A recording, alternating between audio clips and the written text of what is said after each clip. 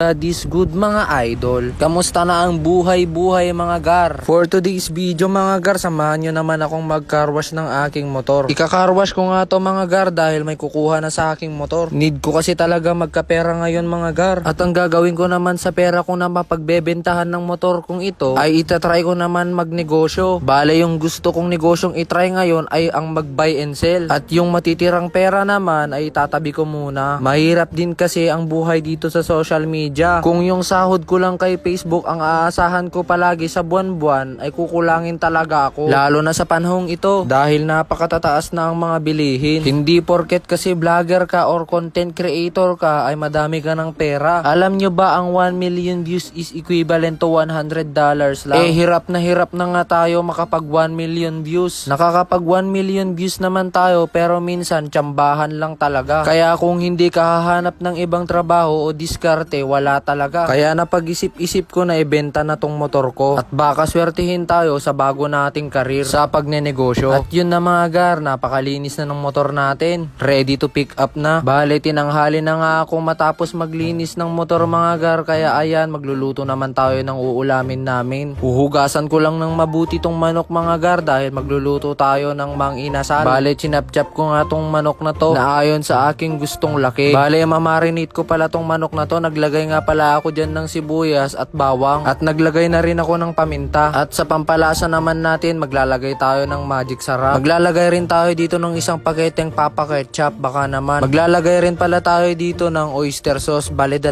pakete yung nilagay ko. Maglalagay rin pala tayo dito ng toyo. Bale tansyahan na lang yung ginawa ko dyan. Maglalagay rin pala tayo dito ng tang pineapple at tapos lalagyan na natin ng tubig. Bale papakuluan ko pala yan ng mga 10 to 20 minutes. Hahayaan ko lang muna dyan yung manok para naman talaga ma-marinate at pumasok yung mga pampalasa na nilagay natin. Pagkatapos ko nga pala mapakuluan yung mga karne ng manok, ayan, ihawin na natin. Bale, minsan lang din naman kami mag-ulam ng ganito kaya sinulit ko na. Bago ko pala makalimutan mga gar, ay pwede mo bang paki-like itong video na to at paki-comment mo kung taga saan ka at paki-share mo na rin para alam ko kung saan nakaabot ang video kong ito. Salamat po. At ayan na nga po yung inihaw natin na mang-inasal. Sobrang solid at sobrang sarap niyan mga gar, kaya sundan nyo yung step na tinuro ko sa inyo na recipe.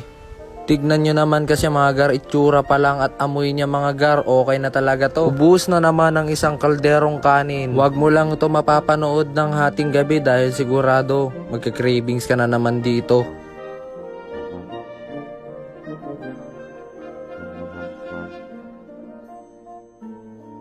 Yun, so ito nga palang Epoch Game mga ganggang. Pero bago mo ito malaro, kailangan mo munang i-download yung nasa link ko na nasa baba. Pagkatapos nyo ma-download mga ganggang, at ayan na, magre-register na tayo. Bale, ang ilalagay nyo pala na referral ID ay yung nasa screen. Tapos kapag nakapag-register na kayo, ayan na mga ganggang, madami tayong pwedeng paglaruan dyan, pwedeng pagkakitaan. Pero ang pinaka-favorite kong laro dito ay yung Dragon vs Tiger. Madali lang manalo dito dahil tatayaan mo lang yung Dragon or yung Tiger. Pero para sa akin, tatayaan ko tong Tiger. Tignan nyo kung anong mangyayari. Itataya ko lahat yung 157 ko. Pero syempre bawal ito sa bata. Sa mga gustong maglaro nito, yung link ay nasa comment section. O diba at napaka basic lang manalo dito. Yung 157 ko naging 300. Sa mga gusto namang magsugal dyan mga ganggang, ganito lang ka basic mag cash in dahil may Gcash dyan, may Maya at iba pa. Bale kailangan mo lang pala dito i-bind yung Gcash account mo. At syempre pag pumaldo ka na, kailangan mo na i-cash out, i-bind mo lang yung Gcash account mo para ma-withdraw mo na kaagad. Ganun lang ka basic.